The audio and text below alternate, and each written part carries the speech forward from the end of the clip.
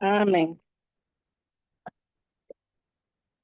Bueno, hermana, estoy lejos de casa, pero aquí estoy y tengo mis notitas aquí también.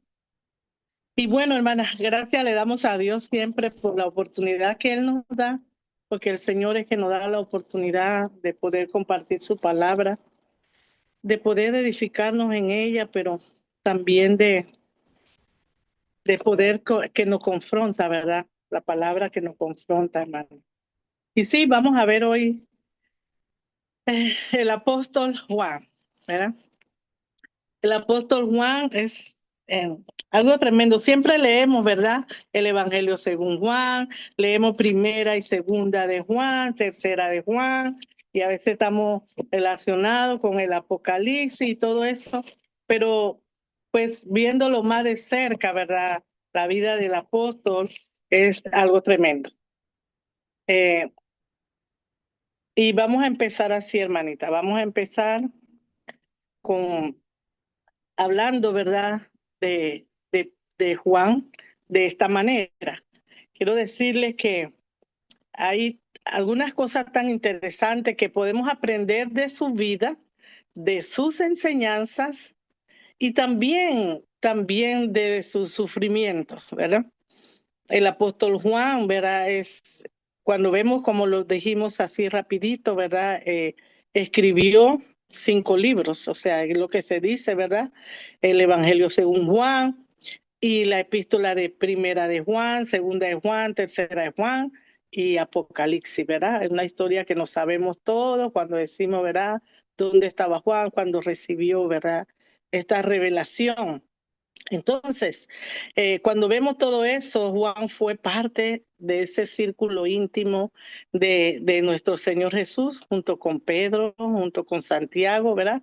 Y a Juan, no solo eso, hermana, se le dio el privilegio de presenciar acuérdense, aquella conversación con Jesús, con Moisés, con Elías en el monte de la transfiguración, ¿recuerda? En Mateo 17, 1 al 9, ahí está esa historia, ¿verdad? En Mateo 17, 1 al 9. Entonces, pero vamos a ver la importancia en los 12, ¿verdad? Que cuando cuando ellos estuvieron con Jesús, cómo fue creciendo, cómo fue madurando su vida y después, todavía después de la crucifixión, eh, todavía él se convirtió, Juan, ¿verdad? Hablando del apóstol Juan, como en un sostén, en una columna, podríamos decirlo así, ¿verdad? En una columna en la iglesia de Jerusalén. Eso está en Gálatas 2:9. Ministró con el apóstol Pedro en Hechos 3:1, en el Hechos 4:13 y el 8. Vamos a leer aunque sea un pasaje para tener algo claro. Vamos a ver Gálatas 2:9. No tengo mucha luz aquí, hermana, por eso es que no, pero ok, Gálatas 2:9 dice, voy a leerlo. Dice así: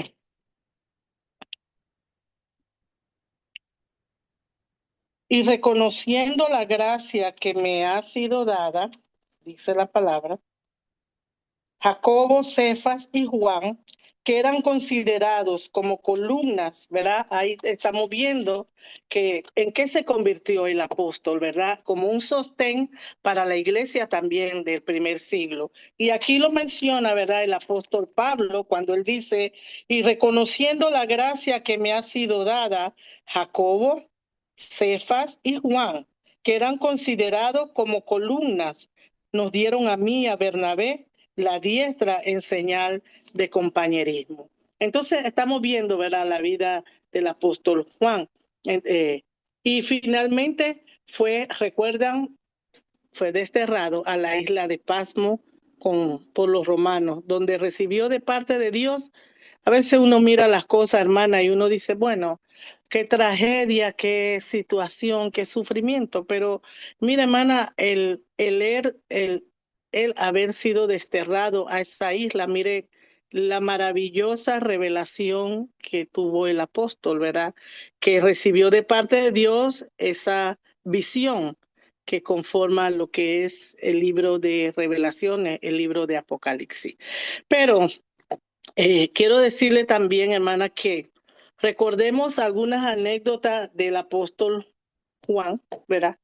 Él y su hermano, como algo bien que uno se queda pensando cómo Jesús les llamó en un momento, ¿verdad? Porque estamos viendo su vida, sus enseñanzas, sus anécdotas, ¿verdad? Y en este caso, ¿verdad? Jesús los llamó Boanerges, que significa hijo de trueno. Y allí encontramos una de las claves para la personalidad del apóstol Juan, ¿verdad? Esa personalidad, uno diría, ¿verdad? Como Jesús le dijo, lo llamó hijo de trueno. ¿Por qué? ¿Por qué le llamó así, hermana?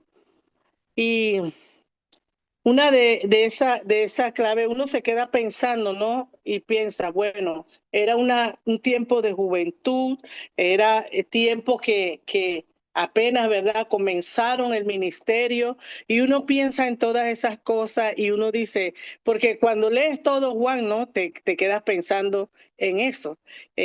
Porque al final vemos, ¿verdad?, que cómo terminó el apóstol. Pero en esta ocasión, cuando él le dice hijo de trueno, encontramos, ¿verdad?, algunas cosas de la personalidad del apóstol Juan. Ambos hermanos se le caracterizó a ellos dos, ¿verdad? Jacobo, Juan, como el celo, podríamos decir, mmm, el celo, la pasión en sus primeros días, o sea, sus primeros tiempo caminando con Jesús, ¿verdad? También podemos decir, algunos lo llaman ambición, yo no sé, porque recuerdan la petición de la madre de Jacobo y Juan, ¿verdad?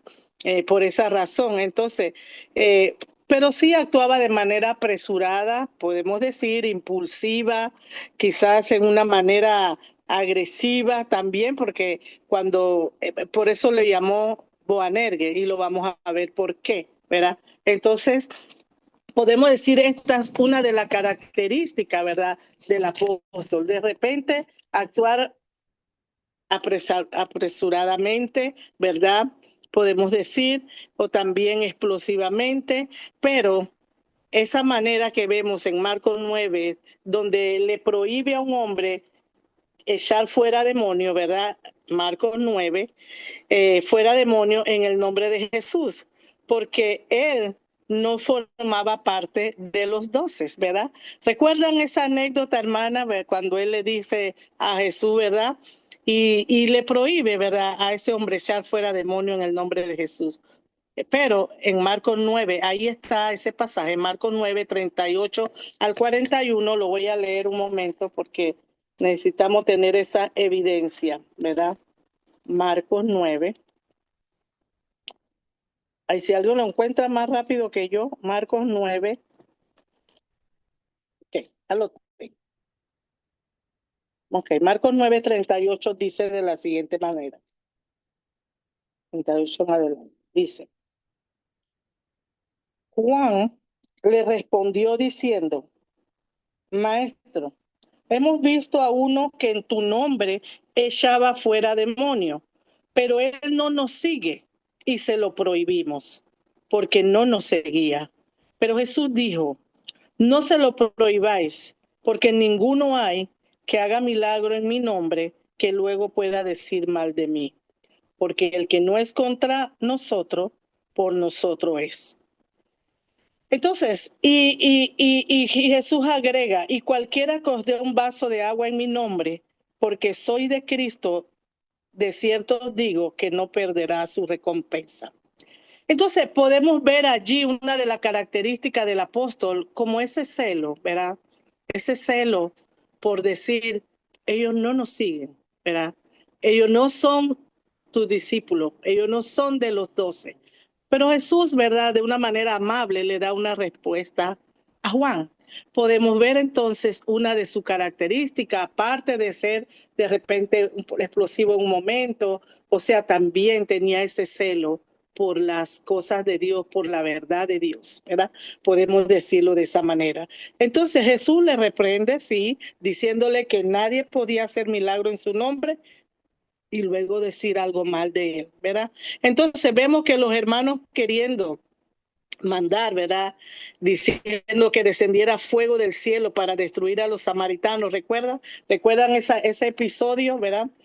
Eh, podemos ver allí que, o sea, otra vez, ¿verdad? Vemos al apóstol en una de estas características, ¿verdad? Cuando él dice, manda que descienda fuego del cielo para destruir a los samaritanos, para que los consumiera, ¿verdad? Entonces Jesús tuvo que reprenderle nuevamente, ¿verdad? Por su intolerancia y por su falta de amor verdadero, por los, en este caso, por aquellos que estaban perdidos. Entonces vemos algo que confirmamos, el celo que Juan tenía por Jesús, el celo que Juan tenía por Jesús. También, ¿verdad? Su influencia, quizá por una ambición natural, podemos decir, ¿verdad? Podemos decir eso como se puede ver en su petición a través de lo que hizo Salomé, su madre, ¿verdad? Salomé, su madre, cuando le dice al Señor, cuando estés en tu reino, haz, ¿verdad?, que sus hijos, uno estuviera a la derecha y el otro estuviera a la izquierda. Puede ser, hermana, algo muy natural, porque en los otros restantes discípulos se incomodaron con esa petición. Nos hacemos la pregunta, ¿por qué se incomodaron? Porque quizás también ellos querían ese lugar. Entonces, es algo del ser humano, es algo del ser humano. Ahora, Jesús, ¿verdad? Como el maestro, ¿verdad? Viene y le aclara, ¿verdad? ¿Quién es el mayor? Y cómo obtener, ¿verdad? Ese lugar. Y el Señor lo hace, ¿verdad? Lo hace con su ejemplo, ¿verdad? Como puede ver, lo hace, ¿verdad? Enseñándoles cuando le dice, cuando le enseña lavando sus pies y le dice, el que quiera ser, ¿verdad? El que quiera ser el grande, sea vuestro siervo.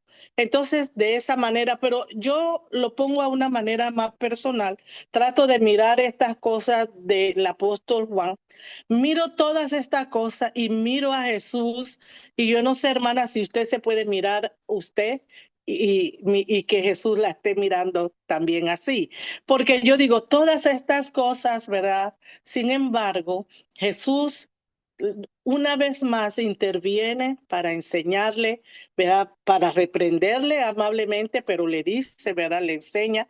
Y a veces yo creo que yo he sentido un poco de ese celo, quizás, ¿verdad? En mi forma, quizás, no sé, pienso, quizás no lo he hecho de la mejor manera. Pienso en todas esas cosas, hermana, porque la palabra te confronta y pues si uno va a enseñar, uno siempre se está mirando uno primero. Entonces, cuando yo miré todas estas cosas, yo trataba de decir, wow, lo bueno, que yo digo, bueno, Jesús intervenía siempre para enseñarle lo que era correcto. Entonces, pero nunca lo descalificó, ¿verdad? Nunca lo puso aparte. Eso miré. Y quizás yo digo, bueno, en esa pasión que Juan tenía, esa manera apasionada, ese celo y todo, que lo hacía actuar de esa manera por lo que él pensaba estaba bien, ¿verdad? Pero ahí estaba Jesús para una vez más enseñarle qué era correcto y cómo, ¿verdad?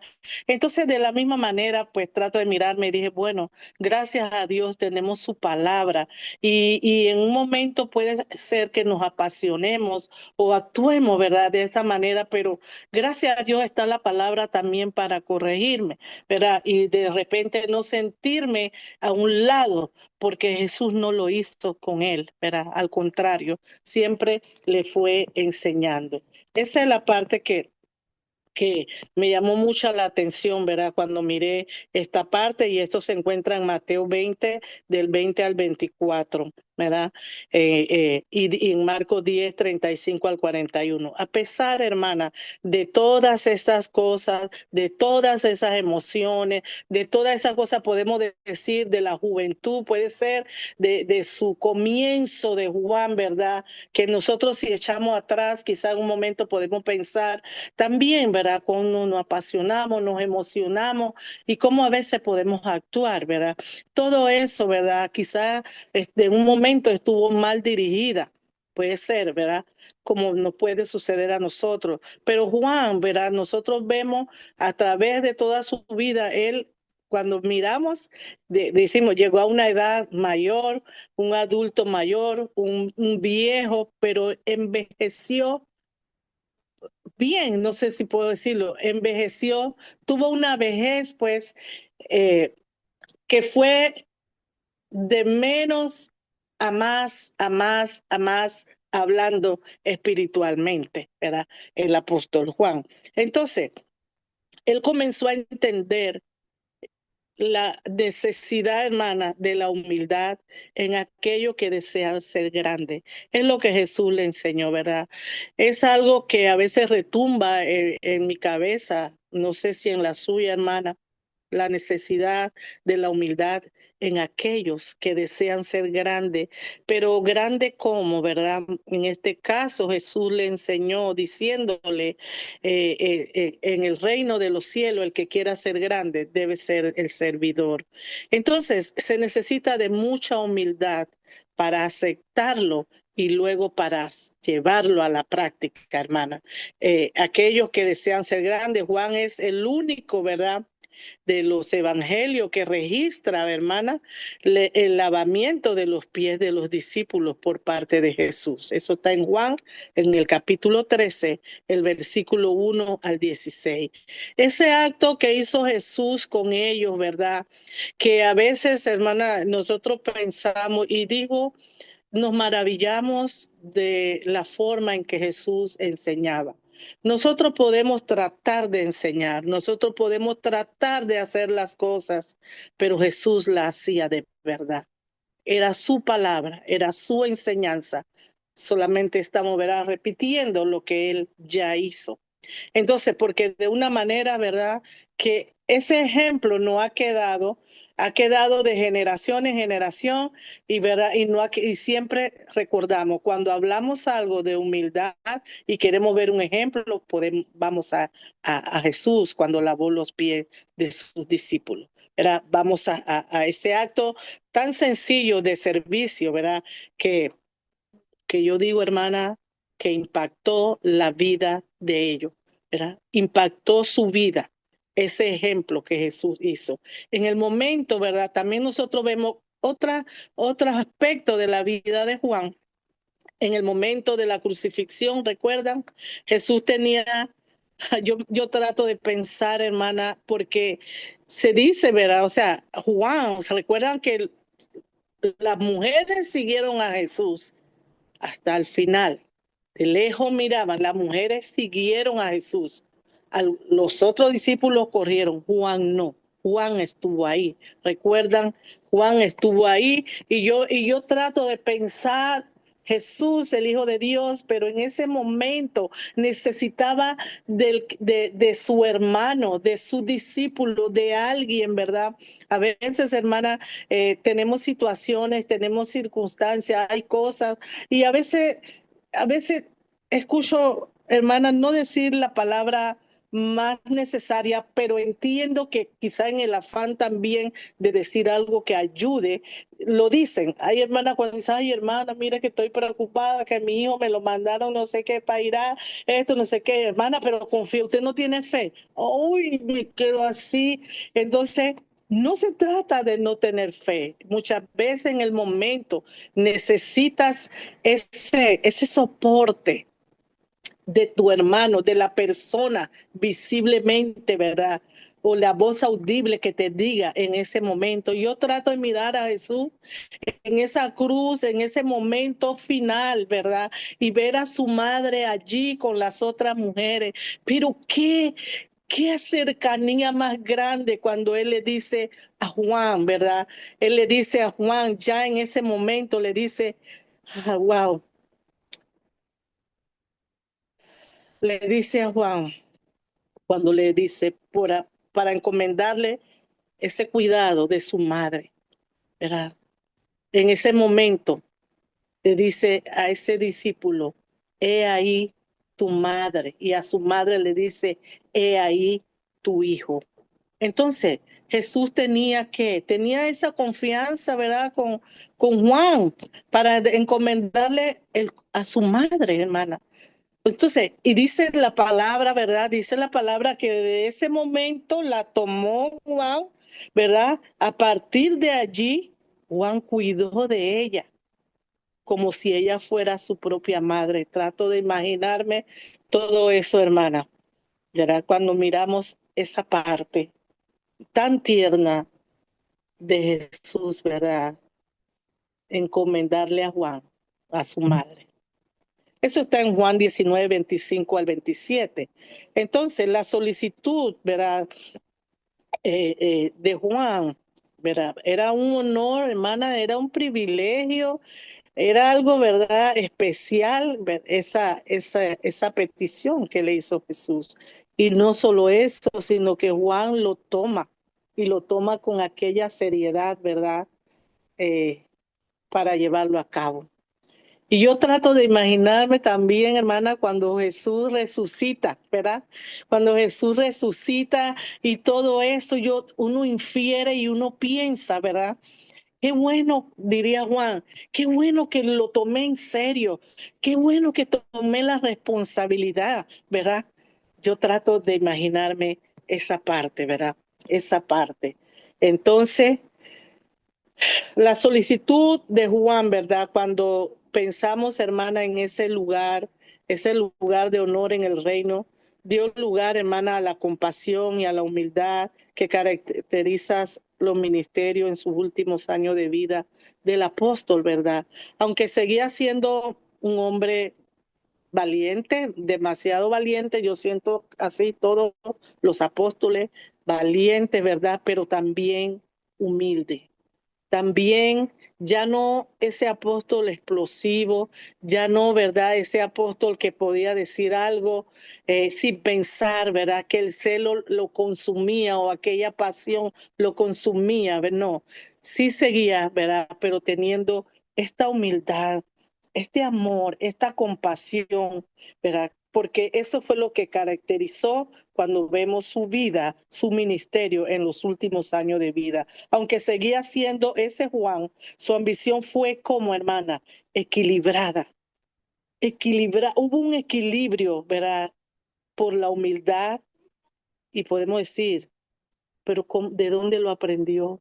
¿Cómo fue? Lo aprendió, hermana, a los pies de Jesús. Y cuando yo miro eso, yo digo, ay, Señor, gracias, porque tengo esperanza. Y yo digo así, Señor, gracias, porque quizás algunos, cuando yo siento, cuando he hecho, quizás, ahora lo analicé en la vida de Juan, quizás he sentido celos en un momento por la verdad de Dios. Quizás no lo he expresado de la manera más sabia. Yo estoy pensando en mi hermana. Así mismo usted puede pensar en usted, ¿verdad? Pero, hermana, cuando miro la humildad de Juan, aquel amor y compasión, y que solamente lo pudo aprender del maestro, ¿verdad? De nuestro Señor Jesús. Entonces yo digo, Señor, gracias porque estamos en Cristo. Y ahí es donde estoy aprendiendo, donde estamos aprendiendo. Y también mi vida puede ser equilibrada, hermana. Y entonces, ¿verdad? Ya no tener quizás esa forma tan celosa o esa forma tan apasionada, ¿verdad? De hacer o decir las cosas y que mi vida se vaya equilibrando, hermana. Y yo cuando miré porque decir a Juan, mira, Señor, manda fuego que descienda y que se los consuma todo, ¿verdad? O mira, aquellos que están haciendo esto en tu nombre, pero ellos no son tus discípulos. Y Juan hablando de esa manera y todo eso. Y yo creo que muchos hemos sido como Juan, ¿verdad? Pero cuando yo miro eso, hermana, que va pasando el tiempo y veo ese equilibrio en la vida del apóstol, ¿verdad? Y ya vemos aquella humildad en la vida del apóstol y nosotros solo podemos decir, ¿dónde lo pudo aprender? Lo aprendió con Jesús, lo aprendió de su ejemplo, lo aprendió de su enseñanza y fue equilibrando su vida, ¿verdad? Esa disposición de Juan para servir a los demás y no solo servir, hermana, sufrir por la causa del evangelio. Ay, hermana, debió haberle, wow, costado, le debió costar, hermana, ¿verdad? Le debió sufrir por la causa del evangelio, que debió haberle permitido llevar ese encarcelamiento final en Patmos, donde según fuente, o sea, según verdad, cuando uno lee otras historias, dice historias confiables que dicen que vivía en una cueva, aislado de aquello que amaba y fue tratado en un tiempo con crueldad, ¿verdad? Al inicio de Apocalipsis, ¿verdad? En el capítulo 1, versículo 9, lo voy a leer, como nos dice la palabra aquí. Vamos a leerlo un momento. Es importante este pasaje. Apocalipsis 1:9 dice así, de la siguiente manera.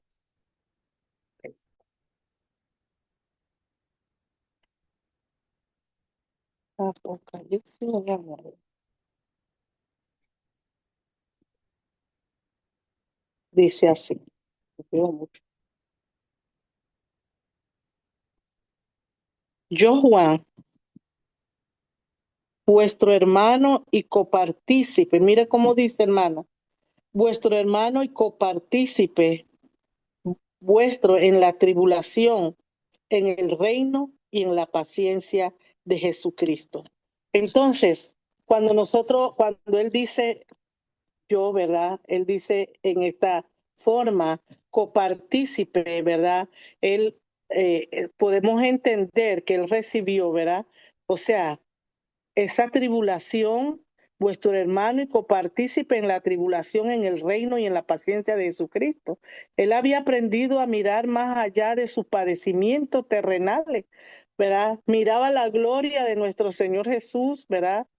Y asimismo como todos esperaban, porque él dice, yo, Juan, vuestro hermano y copartícipe, ¿verdad? En la paciencia, dice, de vuestro Señor Jesucristo. Entonces, en este tiempo se refirió a él mismo, ¿verdad? Cuando nosotros vemos ahí en Apocalipsis 1:9, él está hablando de él mismo, vuestro hermano, vuestro copartícipe, pero ¿dónde? En la tribulación. Entonces, el sufrimiento también fue parte, ¿verdad?, de la vida del apóstol Juan, cuando lo vemos aquí en Apocalipsis. Juan, hermano, lo que podemos ver y leer de él y en todas esas anécdotas, Juan era apasionadamente dedicado a hablar la verdad, a declarar la verdad. Nadie, ¿verdad? En la escritura, excepto el Señor Jesús, tenía más que decir sobre el concepto de la verdad. Cuando nosotros miramos eso, ¿verdad? Entonces, Juan, cuando vemos eso, la verdad a otros, ¿verdad? Y verlo caminar, ¿verdad? Cuando dice en tercera de Juan 1:4, ¿verdad? Su condena más fuerte fue para quienes pervertían la verdad y conducían a otro por el mal. Recuerdan, ¿verdad? Esa es primera de Juan en el tercera de Juan, perdón. Tercera de Juan, el capítulo 1 al 4 dice de la siguiente manera. Voy a leer aunque sea uno, hermana. Ujú.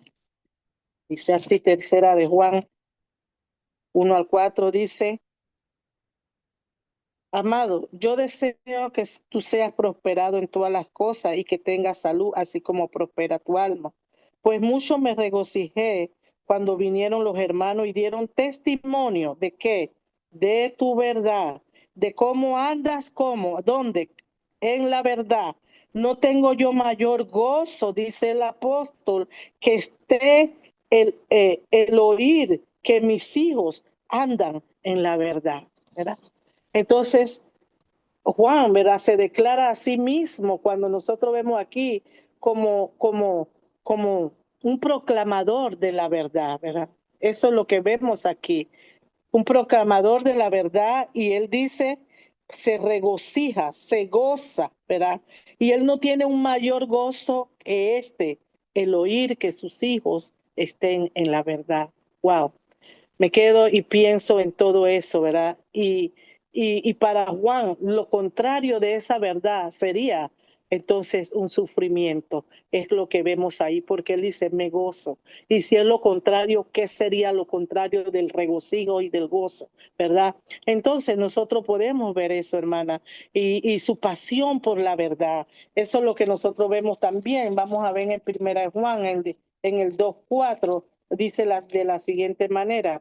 2:4, primera de Juan 2:4 dice, el que dice que yo le conozco y no guarda sus mandamientos, el tal es mentiroso y la verdad no está en él. Pero el que guarda su palabra, en este verdaderamente el amor de Dios se ha perfeccionado, por eso sabemos que estamos en él. Pero él ahí lo aclara en el 4 cuando él dice, la verdad no está en él. Cuando decimos verdad, yo le conozco, pero no guardamos su mandamiento. Entonces, cuando vemos todo esto, Juan, ¿verdad? Es un proclamador de la verdad de Dios, de la verdad de su palabra. Entonces, eso es lo que dice. Esa pasión, ¿verdad? Esa pasión que él tenía por la verdad, hermana, avivó muchas veces esa preocupación en los otros que lo escuchaban, ¿verdad? Que podían, que cuando él decía, pensabas en aquellos que le seguían, en aquellos discípulos de Jesús, en aquellos otros seguidores, en las ovejas, ¿verdad? Que quedaron sin pastor. Pensaba en todo ello que podían ser engañadas por falsos maestros. Y él les advierte, ¿verdad? Es lo que nosotros vemos aquí acerca de ello, ¿verdad? Y no solo eso, vemos la preocupación del apóstol. No tuvo reparo en identificarlos como falsos profetas, anticristos, recuerdan, ¿verdad? Quienes trataron de distorsionar la verdad, incluso proclamándole, ¿verdad? De esta manera anticristo. Eso está en primera de Juan, en el 2:18. Primera de Juan 2:18 dice de la siguiente manera, vamos a leer aunque sea uno, aunque sea un pasaje, dice así, 2:18. Hijitos, ya es el último tiempo, y según vosotros oíste que el anticristo viene, así ahora han surgido muchos anticristos. Por esto conocemos que es el último tiempo. Salieron de nosotros, pero no eran de nosotros, porque si hubieran sido de nosotros, habrían permanecido con nosotros. Pero salieron para que se manifestase que no todos son de nosotros, ¿verdad? Entonces, vemos a Juan, hermana, hablando esa verdad claramente, lo declara, ¿verdad? Y su preocupación, hermana, por los falsos maestros, es lo que él dice. Entonces, cuando nosotros miramos esta parte, ¿verdad? El apóstol, vemos, hermana, esa naturaleza apasionada por lo que aprendió de su maestro, por lo que aprendió de Jesús, ¿verdad? Y de esa misma manera él lo proclama y esa misma manera se preocupa, ¿verdad? Por las ovejas, por los discípulos, se preocupa y de esta manera lo declara aquí en esta epístola. Por otra parte, también Juan, ¿verdad, hermana? Se le llama el apóstol del amor. O sea, ¿verdad? Porque cuando miramos en su propio evangelio, ¿verdad? Si vemos, ¿verdad? Dice la palabra, él se refiere a sí mismo como el cual, el discípulo que Jesús amaba. Pero cuando nosotros indagamos en todo eso y en el momento que él escribe, ¿verdad? Era algo anónimo, podíamos decir, ¿verdad? Quizá, pero luego se dio a conocer, ¿verdad? Y entendimos por lo que estudiamos y por la lectura de que se trataba de Juan. Pero hay algo bien interesante cuando estaba mirando esta parte, hermana, que aquella cercanía, por lo cual que decían era el círculo íntimo o lo llaman el discípulo a quien Jesús amaba, ¿verdad? Esa cercanía podemos decir, una cercanía especial, podemos decir, ¿verdad? O sea, hermana, fue adquiriendo un carácter, mire, hermana, ¿cómo se lo puedo decir? No fue, no fue un favoritismo, eso quiero dejarlo claro, sino esa cercanía especial que Juan tuvo con nuestro Cristo fue adquiriendo un carácter único, único, ¿verdad? Y eso no implicaba el que era un favoritismo, que era algo a favor de él. No, porque fue la parte que Juan tomó. Cuando lo analizamos y analizamos, ¿verdad? Lo que Juan proclama, cómo se convierte en ese ser apasionado y celoso de lo que Jesús enseñaba. Entonces, esa cercanía especial que él tuvo con Jesús fue, hermana, paso a paso, adquiriendo un carácter único de él, porque lo vemos al final. Vemos a ese mismo Juan al final, cuando él dice hijitos, ¿verdad? Cuando él habla de esa manera tan tierna, entonces podemos ver esa parte, hermana, y es lo que yo a veces, bueno, pienso y digo que esa cercanía que tenemos nosotras, cada una con nuestro Señor Jesús, esa cercanía especial, única que muchas veces, hermana, podemos tener situaciones, podemos conflictos, lo que sea, pero a veces usted solo quiere un momento a solas. Usted solo quiere un momento a solas, ¿verdad? Usted está en la calle, puede ser, usted va en el carro, puede ser, y usted un momento ora, hace una oración y lo que sea, pero de verdad que a veces usted quiere llegar a casa, quiere entrar a su cuarto, quiere caer de rodillas, quieres orar, esa cercanía que te hace especial con nuestro Señor Jesús, hermana, es la que Juan fue adquiriendo, ¿verdad? Ese carácter único que solo podemos aprender de nuestro maestro. Eso es lo que yo puedo ver cuando habla de ese discípulo a quien el Señor amaba, ¿verdad? No era que Jesús hizo acepción o era un favoritismo o favorezco a Juan, no. Es la parte interesante, es como Juan lo tomó. ¿Qué hizo él con eso? ¿Verdad? De esa manera, hermana, y pienso que de esa manera también debemos tomarlo también nosotros. Esa manera que me hace única y especial por estar cerca de nuestro Señor Jesús, ¿verdad? Entonces, eso está en Juan 13, capítulo 13, versículo 23, ¿verdad? El cual Jesús, el discípulo, el cual Jesús amaba. Es representado como aquel que estaba recostado, recuerdan, en el pecho de Jesús. Yo a veces trato de pensar en eso, ¿verdad? Eh, pensar tanta cercanía, ¿verdad? Que recuerdan ese que dice en la última cena, él estaba recostado en el pecho de nuestro Señor Jesús. Entonces, probablemente podemos decir que indicando que podemos decir, algunos dicen, bueno, quizás Juan era más joven, quizás, o sea, no sabemos, ¿verdad? Lo que sabemos que eso pasó. Entonces, pero lo que resaltamos aquí es ese amor de Juan, ese amor por su maestro, ¿verdad? Ese amor que es el reflejo de la esencia misma de nuestro Dios. Y es ese mismo amor que nos invita a nosotros, ¿verdad? A sentir, a tener, a no solamente decirlo, sino a sentirlo, a tener esa cercanía que nos hace única, ¿verdad? Entonces, también cuando vemos esa parte, hermana, Juan escribe que Dios es amor y nuestro amor, el uno por el otro, es una expresión del amor de Dios por nosotros. Cuando miramos eso, hermana, ¿verdad? Sí, Juan dijo, porque Dios es amor. Y esa expresión cuando él dice que debemos tener el amor uno por otro, ¿verdad? El amor de Dios, porque esa es la esencia, la expresión del amor de Dios por nosotros.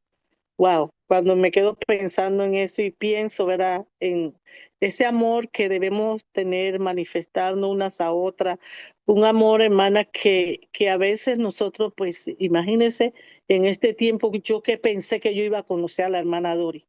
Yo que pensé que yo iba a conocer a la hermana Doris Marmot. Yo que me gusta oírle su voz.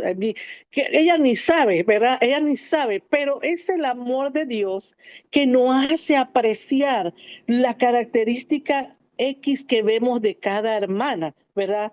Ese es el amor de Dios, que cuando yo pienso, ¿verdad? En la hermana Ana Milena, que cuando yo pienso en algo que ella está orando y yo hago esa petición mía, ella ni sabe que yo la estoy haciendo mía esa petición, pero lo hago por el amor que Dios, que no lo puedo explicar, hermana, no lo puedo explicar porque yo digo, ¿de dónde vino esta? ¿De dónde vino aquella? ¿De qué país de esto, verdad? Pero solamente, hermana, el sentirnos que tenemos esta misma afinidad en Cristo, ¿verdad? Que nos une el amor de Cristo, que nos une, ¿verdad? Aquella obediencia que hemos hecho, ¿verdad? En las aguas del bautismo, ¿verdad? Pareciera algo mágico, pero sabemos que no es mágico, que es el poder de Dios en cada una de nosotras cuando podemos sentir eso que dice el apóstol aquí, el amor unos por otros, porque es la prueba de que estamos en Cristo, que a veces usted dice, wow, si conocí a la hermana, pero ese es Dios, ese es Jesús, ¿verdad? Como en estos tiempos muchas hermanas que se han conocido en la plataforma, algunos no hemos llegado a ver personalmente. ¿Y cómo ha sido? ¿Por qué? Porque desde allí de la plataforma, viéndonos cada semana, ¿verdad? Compartiendo una oración, una alabanza, cómo nuestro amor, ¿verdad? Ha crecido por cada una, ¿verdad? Y el hecho de que de repente en un momento podamos vernos cara a cara, o sea, decimos, ¿verdad? Pero no ha sido falta para amarnos, ¿verdad? Es algo quizá de nosotros como seres humanos, estrechar esos lazos, pero no ha sido falta, hermana. Entonces, ¿qué aprendemos de ese gran amor de Dios? Que no vale la distancia, nada le impide, ¿verdad? El tiempo, la distancia, no. Ese amor se manifiesta en sus hijas. Eso es hermoso, hermana, es maravilloso, ¿verdad? Es maravilloso. Y cuando él dice, se dirige, cuando él habla, esa breve epístola está llena de expresiones de qué, hermana, de su profundo amor por aquellos que están a su cuidado. Así habla el apóstol, se dirige a ese grupo de creyentes a quienes él ama en la verdad. Es lo que él dice, ¿verdad? Ama en la verdad. Y no solo eso, también nos llama nuestra atención de qué manera que nos amemos unos a otros al andar en obediencia, guardando los mandamientos de nuestro Señor Jesús. En esto conoceréis que son mis discípulos, dijo Jesús, en que tuvieres amor unos con otros. Entonces, segunda de Juan 1:1, ¿verdad? Y 5-6, el apóstol Juan se dirige a sus lectores varias veces como los amados, en primera de Juan, en tercera de Juan, los amados, dice Juan. La vida de Juan, hermana, sirve para recordarnos de varias lecciones que podemos nosotras aplicar en nuestras propias vidas, hermana. En primero, el celo por la verdad siempre debe ser equilibrado. Ahora pues entendemos que debe ser equilibrado. Debemos sentirlo, sí, ¿verdad? Pero equilibradamente, ¿verdad? Entonces, equilibrado por un amor por la gente, hermana, por las personas que no tienen a Cristo, que no conocen de Dios, ¿verdad? Aquellos que son desamparados aunque tengan lo material, ¿verdad? Podemos verlo de esa manera, hermana. Ese celo por la verdad siempre debe estar equilibrado por ese amor por las otras personas, porque hermana, sin amor el celo se convierte en algo duro y nos lleva muchas veces a condenar y nos lleva muchas veces a juzgar, ¿sí? Pero cuando tenemos ese celo equilibrado por la verdad de Dios, lo dirige el amor de Dios, entonces vamos a ver a las otras personas con amor, así como Juan, ¿verdad? Así como Juan nos los dice. Entonces, de eso se trata, hermana. Pero si nosotros, ¿verdad, hermana? En cambio, cuando hay amor, cuando sobreabundamos en amor, ¿verdad? Ese que carece de la capacidad para distinguir la verdad del error, puede ser muchas veces, hermana, algo que solamente esté en nuestro pensamiento, pero puede ser así como Juan reprendió, ¿verdad? Aprendió, perdón, a medida que fue madurando, sí, podemos decir esa palabra, a medida que fue madurando, se fue transformando.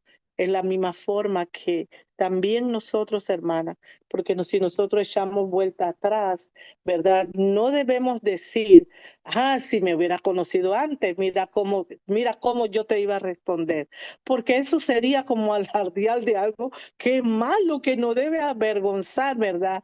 Pero sí podemos decir, gracias a Dios, que no soy como antes, que podía dar una mala respuesta. Ahora pienso porque quiero agradar a Dios y estoy tratando de hacerlo de la mejor manera. ¿Sí se entiende, hermana? ¿Verdad? De eso se trata, hermana, de esa manera, ¿verdad?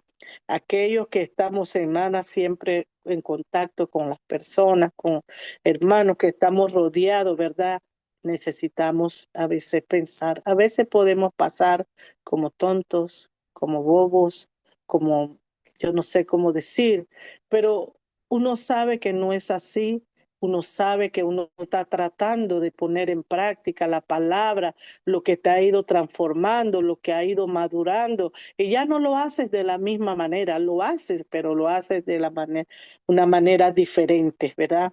Lo haces diferente para gloria de Dios. Entonces, así como el apóstol, vemos aquella escena, ¿verdad? Con su padre en la pesca, en el momento que siguió a nuestro Señor Jesús. Vemos la petición de su madre Salomé. Vemos cuando Juan dice desciende a fuego. Vemos cuando, pero fue madurando. Ese carácter fue transformándose, ¿verdad? Así fue. Entonces, así hablamos la verdad de Dios, hermana, en amor nosotros y aquellos con los cuales estamos en contacto, ¿verdad? Crecemos en todo tiempo, hermana, como dice Efesios 4:15, en aquel que es la cabeza, esto es Cristo. Por eso no actuamos como queremos, por eso no, por eso equilibramos nuestra emoción, nuestra pasión, nuestro celo, ¿verdad? Nuestras emociones, la vamos equilibrando, ¿verdad? Porque tenemos una cabeza que es la que gobierna, y ese es Cristo, ¿verdad? En segundo lugar, la confianza, ¿verdad? Sin la compasión y la gracia, hermana, puede convertirse en orgullo y muchas veces se convierte en vanidad. La confianza, hermana, es algo bien maravilloso, es una virtud que el Señor nos ha dado, hermana, que a veces tú sientes el temor, no digo que no lo sientes, sientes ese temor, pero solamente cuando piensas en Dios y piensas, el Señor no me deja solo, sola, el Señor está allí a mi lado, ¿verdad? El Señor nos ha prometido que Él va a estar con nosotros hasta el fin del mundo. Cuando tú piensas en todas esas cosas, entonces la confianza, hermana, ¿verdad? Haya esa fuerza, ¿verdad? En Dios, esa gracia, esa compasión. Pero hermana, si nosotros, ¿verdad? Si nosotros no pensamos de esa forma, entonces esa confianza se puede convertir muchas veces en orgullo, ¿verdad?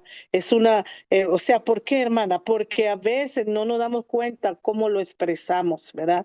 Puede ser, puede convertirse en en, cuando haces las cosas por tu fuerza, en ¿cómo se dice? En una auto. Autosuficiencia. Amén, exactamente. En eso, porque te sientes suficiente o yo puedo, yo tengo, yo sé cómo y yo puedo hacerlo. Tienes una confianza, pero esa confianza se convierte en un orgullo, muchas veces en vanidad, ¿verdad? Y eso no le agrada al Señor. Esa es la manera, ¿verdad? Sino cómo debe ser, hermana, ¿verdad? Como dice, si nosotros tenemos confianza, pero lo vamos a hacer con humildad, porque nosotros dependemos de Dios, no de nuestra propia fuerza, ¿verdad? De esa manera, hermana, porque muchas veces el ser, como dijo la hermana, autosuficiente, entonces, hermana, eso se convierte también, nos lleva a la jactancia y a una actitud, hermana, que muchas veces no, no muchas veces, esa actitud no es correcta, ¿verdad? Cuando eso ocurre, sino que contamina, hermana, pues, nos contamina, ¿verdad? De la gracia de Dios y otros pueden ver en nosotros exactamente el tipo de personas del cual no desean estar, no quisieran estar cerca, de verdad, si alguien puede entender eso, ¿verdad?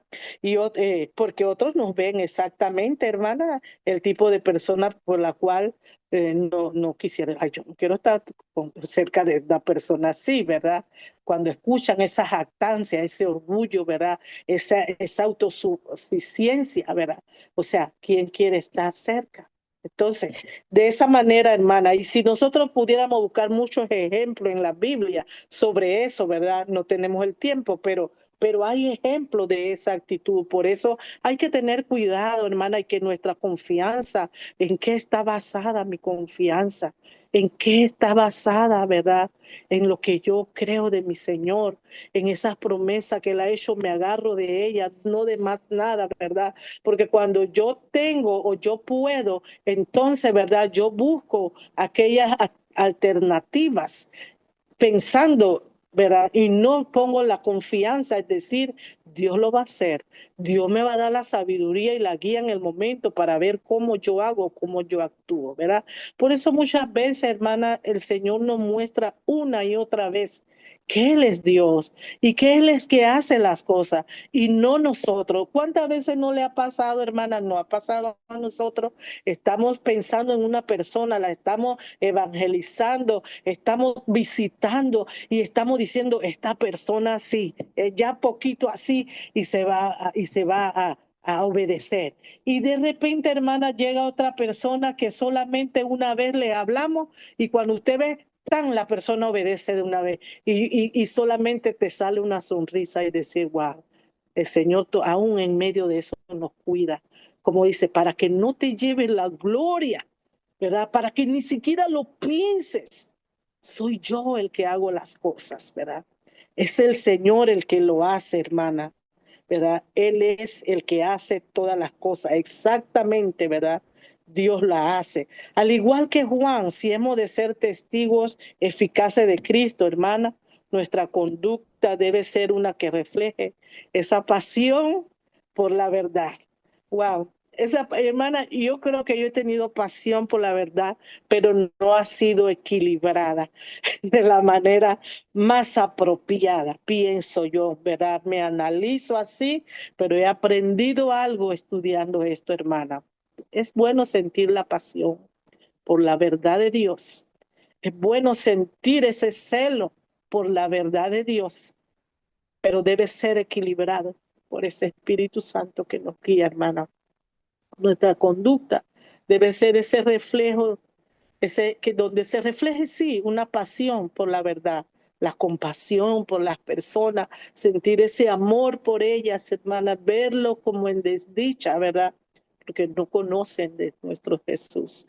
Entonces, y aparte de eso, tener un firme deseo de servir, de representar a nuestro Señor Jesús, reflejando qué, hermanas, la humildad, reflejando la humildad, la gracia. Hace poco me tocó un tema, creo que fue el miércoles, hablando de la gracia de Dios, ¿verdad? Y yo me quedo pensando y digo, cuántas cosas, hermana, que nosotros tenemos que aprender, ¿verdad? Cuando miramos eso. En eso sí debe estar, ¿verdad? El apóstol vivió una vida marcada por su profunda relación con Jesús. Eso aprendo de él, hermana. Desde su llamamiento como pescador en Galilea hasta su ministerio como apóstol y evangelista. Fue un testigo, ¿verdad? Podemos decir de la vida, de la muerte, de la resurrección de nuestro Señor Jesús y más tarde, hermana, ese papel importantísimo en el crecimiento de la iglesia primitiva. ¡Wow! ¿Verdad? Esa etapa de la vida del apóstol, ese llamamiento y el ministerio con Jesús, ese testigo cuidadoso, ¿verdad? De la madre de nuestro Señor Jesús, ¿verdad? Y no solo eso, del comienzo de la iglesia, tras, tras Jesús irse, ¿verdad? Entonces Juan, ¿verdad? Vemos en Asia Menor, en Grecia y a lo largo del Mar Negro, continuó su ministerio de evangelización, podemos decir de sanación, extendiendo ese mensaje de Jesús por todas las regiones donde él pudo, ¿verdad? Pero vemos también esa persecución, vemos ese exilio, ¿verdad? Dicen que en ese tiempo era el emperador Domiciano, ¿verdad? Que lo hizo arrestar, ¿verdad? Y vemos eso, hermana, y nosotros decimos, pero vemos lo que salió de allí, luego de ser desterrado a la isla de Pasmo, donde escribió este maravilloso libro, que no solo fue un consuelo para él en su momento, sino para todos aquellos seguidores fieles de nuestro Señor Jesús que no negaron su fe. Y fue una manera de que tuvieran ánimo, de que resistieran, ¿verdad? Qué maravilla, hermana. ¿Dónde salió tal revelación? ¿En qué condición estaba Juan cuando le fue revelado, verdad? Wow, y todavía allí vemos cuando en el primer capítulo de Apocalipsis dice, ¿verdad? Estaba yo en el día del Señor, dice Juan. Esa fidelidad, hermana, de su vida que nosotros podemos aprender. Entonces, de regreso a Éfeso, ¿verdad? Nosotros vemos tras la muerte de Domiciano, según, ¿verdad? Lo que se lee, Juan regresó a Éfeso, donde vivió hasta su muerte, según alrededor del año 100 después de Cristo, siendo el único de los apóstoles que no murió como un mártir, ¿verdad? Juan, hermana, Juan, la vida del apóstol. Yo pienso que quizá una vez, cuando termine la hermana Dori, con esto vamos a tener que ver primera parte y segunda parte, porque no alcanzamos a decir todo, ¿verdad?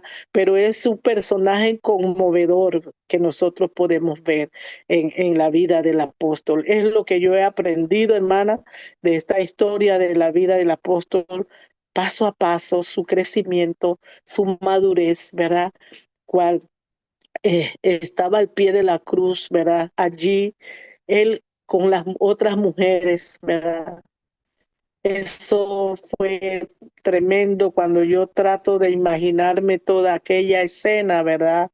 Entonces, trato de pensar en todo eso, pero Dios que hace todas las cosas, por algo lo tuvo ahí para que Jesús le cargara a su madre de esa manera, hermana. Entonces, hasta aquí quiero llegar con esta parte, pero sí de lo que aprendemos de esto, hermana.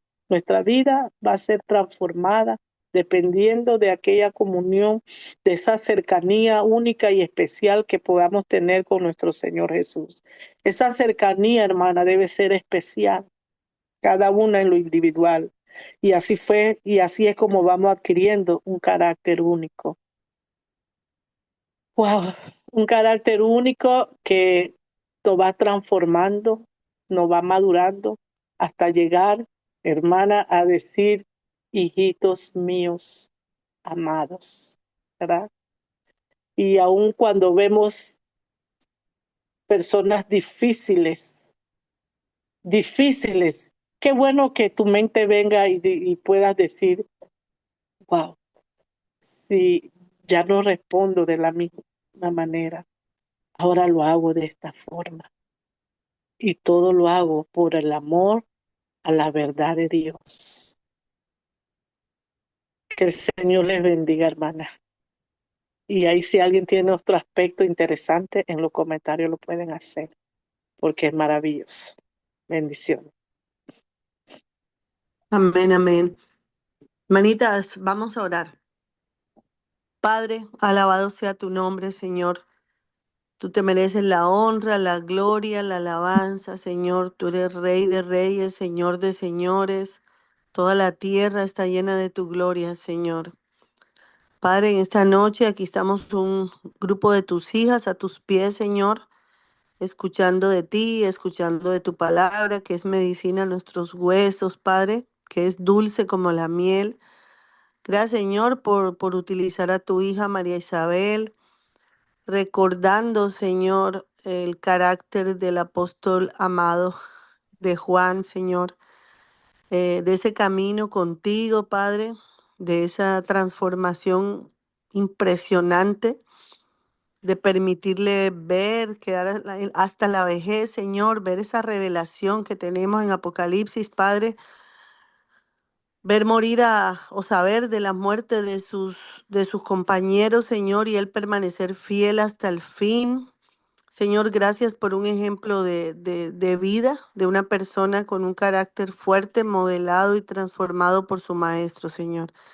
Gracias por usar a tu hija, Señor, para recordarnos eso, Señor, para animarnos a buscar parecernos más a ti, Señor. Cada momento necesitamos de ti, Padre. Si hay algún área en nuestra vida, Señor, que todavía no te hemos entregado, queremos entregártela esta noche para que tú nos uses como esas vasijas frágiles, Señor, con un mensaje poderoso que es el mensaje de salvación, Padre.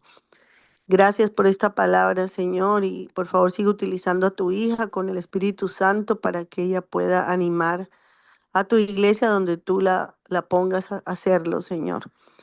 Gracias por cada una de mis hermanas, Señor. Tú conoces las luchas de cada una, tú conoces el caminar, la situación personal y fuerte que están viviendo cada una en estos momentos de salud, de familia, de dolor, de separación, de duelo. Padre, ayúdalas, ayúdanos, Señor, para que pongamos la mirada en ti, el perfeccionador de nuestra fe.